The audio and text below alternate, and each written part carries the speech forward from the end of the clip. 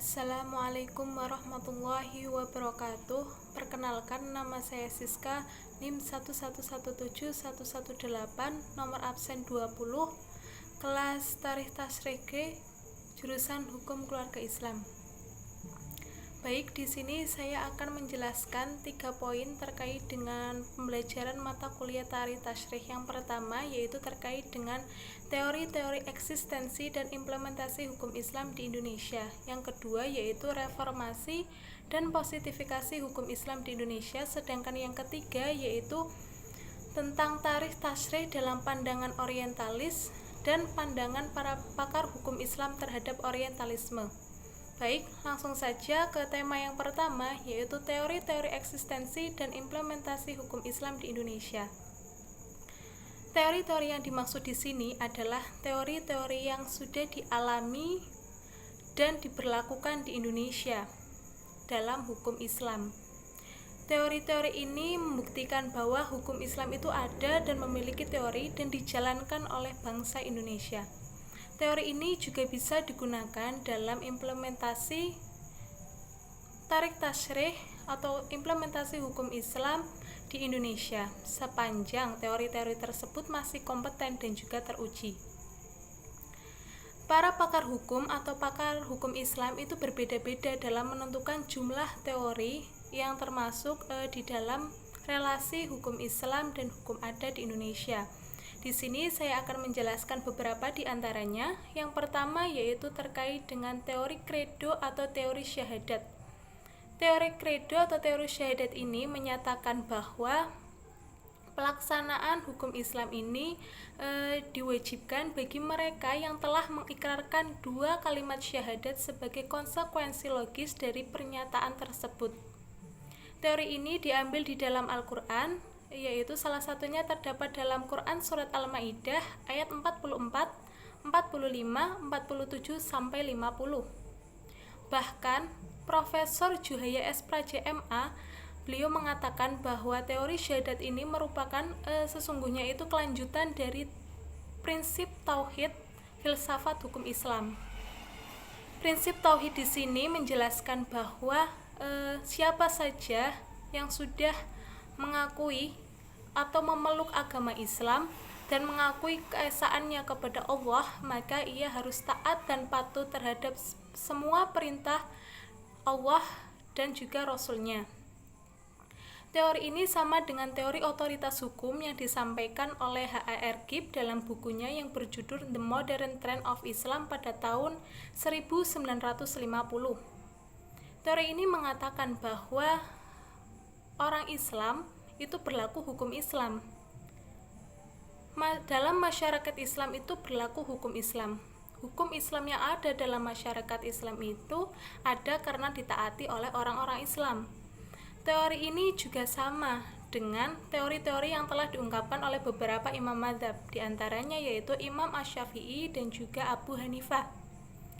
Imam Asy-Syafi'i dengan teori non-teritorialitasnya dan Abu Hanifah dengan teori teritorialitasnya.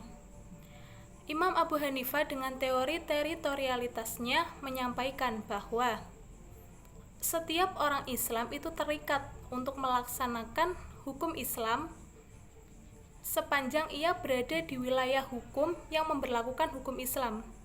Sedangkan teori non-teritorialitas dari Imam Asy-Syafi'i menyampaikan bahwa setiap orang Islam terikat untuk menjalankan hukum Islam dimanapun ia berada, baik itu berada di wilayah hukum yang memberlakukan hukum Islam maupun di wilayah hukum yang tidak memberlakukan hukum Islam. Teori yang kedua yaitu teori recepti in complexu. Teori ini menyatakan bahwa pada dasarnya bagi orang Islam itu berlaku hukum Islam, meskipun dalam pelaksanaannya terjadi penyimpangan-penyimpangan. Teori ini membuktikan bahwa telah terjadinya periode penerimaan hukum Islam secara penuh. Teori ini dikemukakan oleh Ludwig Christian van den Berg. Van den Berg adalah seorang ahli hukum yang memperlihatkan adanya atau berlakunya hukum Islam di Indonesia. Beliau juga menyampaikan bahwa pada dasarnya teori ini di mana hukum Islam itu berlaku bagi orang-orang Islam.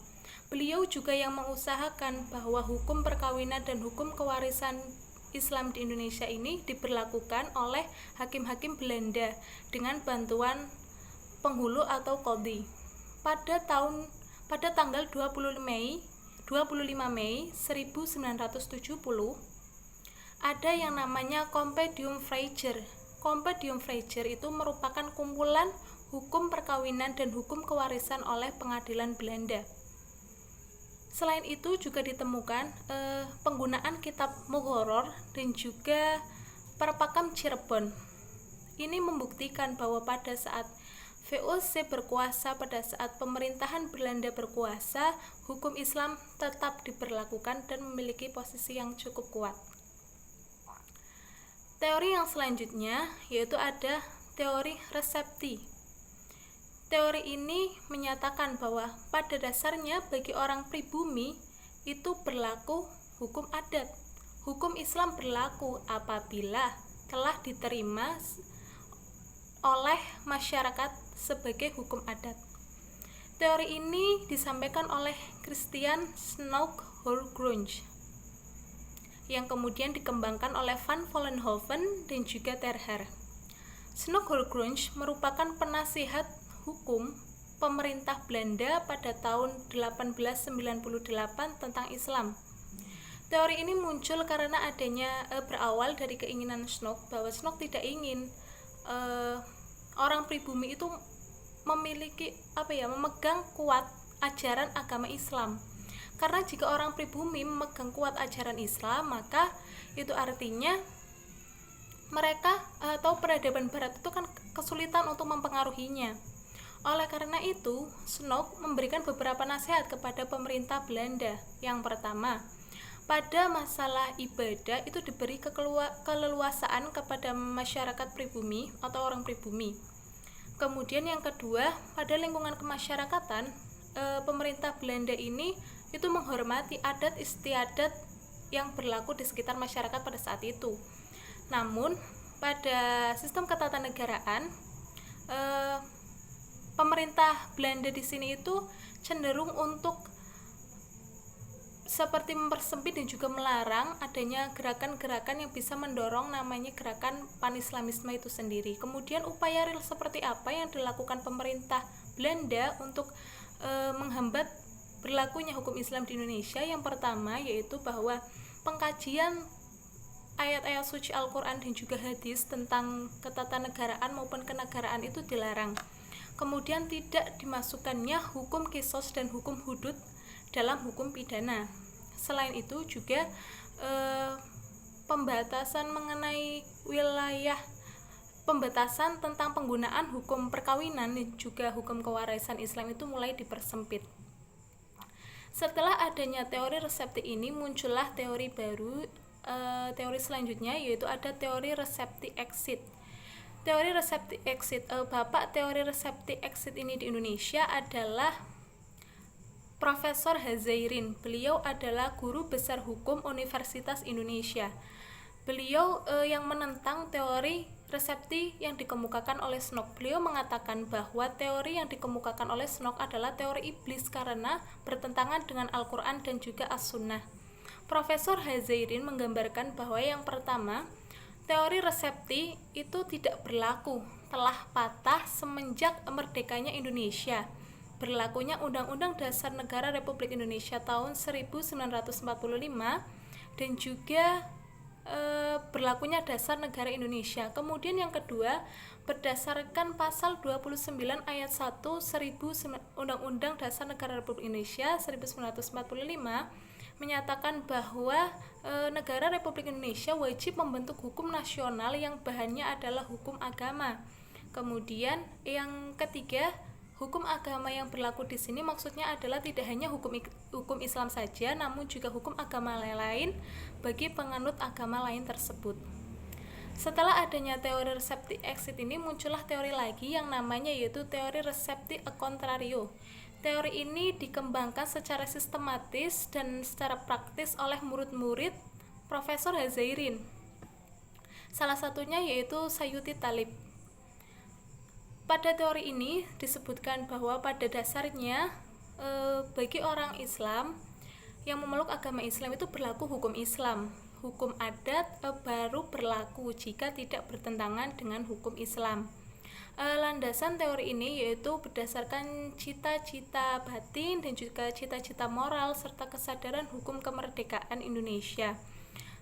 Kemudian dengan adanya pembentukan Departemen Agama dan Pengadilan Agama, ini bisa dikatakan bahwa pada saat itu pemerintah telah mengakui adanya teori recepti contrario ini. Kemudian ada pula teori yang namanya teori Recoin. Teori Recoin merupakan singkatan dari teori receptio contextual interpretario. Teori ini dikemukakan oleh Dr. Afdal, seorang pakar hukum dari Universitas Airlangga, Surabaya. Teori ini berdasarkan penelitiannya tentang waris Islam.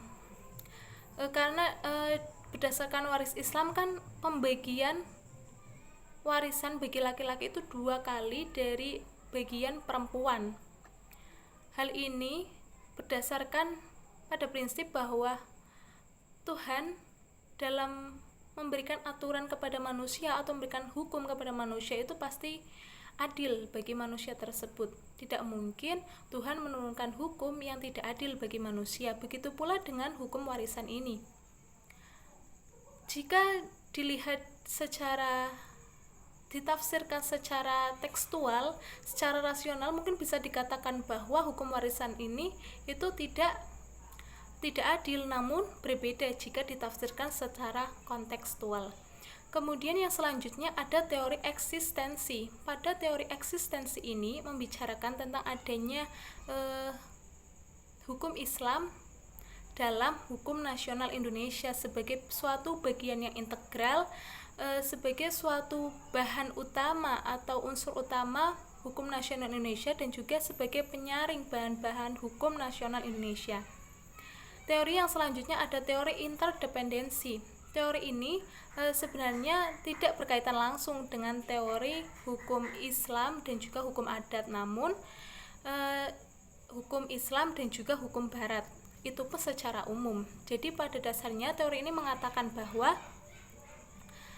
setiap suatu sistem hukum itu tidak mungkin berdiri sendiri tanpa terkecuali hukum Islam. Suatu sistem itu pasti saling mempengaruhi satu sama lain. Mungkin dari ratusan atau ribuan tahun yang lalu mungkin senantiasa seperti itu. Jadi adanya saling keterkaitan, saling mempengaruhi satu sama lain. Hal ini bisa dilihat dan ini mungkin merupakan fenomena yang wajar. Bisa dilihat buktinya terkait dengan peraturan tentang gonogini. Kemudian teori yang terakhir yaitu teori sinkretisme. Teori ini dikemukakan oleh Hooker setelah beliau melakukan beberapa penelitian di beberapa daerah di Indonesia yang kenyataannya menyatakan bahwa pada dasarnya setiap sistem hukum itu tidak ada yang saling menyisihkan, baik itu hukum Islam maupun hukum adat. Keduanya berlaku dan juga memiliki daya ikat yang sederajat. Daya ikat yang sederajat ini itu tidak serta-merta muncul begitu saja, melainkan melalui proses yang cukup panjang. Kondisi ini karena bisa juga disebabkan karena adanya sikap akomodatif dari hukum Islam itu sendiri yang mengakibatkan salah satunya ada sikap rukun dan sikap saling memberi dan menerima antara hukum adat dan hukum Islam, atau sikap menerima terhadap suatu tatanan baru yang disebut dengan sinkretisme. Kemudian lantas bagaimana dengan implementasi hukum Islam di Indonesia? Kita ketahui bahwa hukum Islam adalah hukum yang menyatu dengan kenyataan. Meskipun demikian, hukum Islam ini belum dijadikan sebagai penyelesaian secara resmi atau formal dalam pemerintahan Indonesia, seperti hukum positif pada saat ini.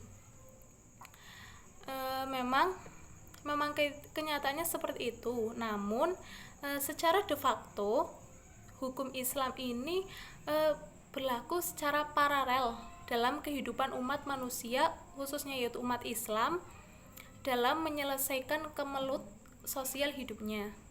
Kemudian implementasi institusionalisasi hukum Islam di Indonesia ini termanifestasi dalam pergulatan hukum sebagai upaya hukum dalam perumusan perundang-undangan dan tata hukum di Indonesia.